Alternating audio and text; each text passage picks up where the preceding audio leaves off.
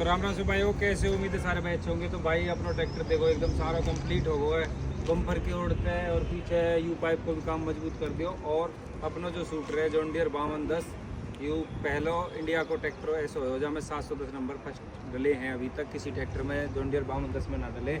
और ये हमारे मिस्त्री है जिनने हमारा काम करो।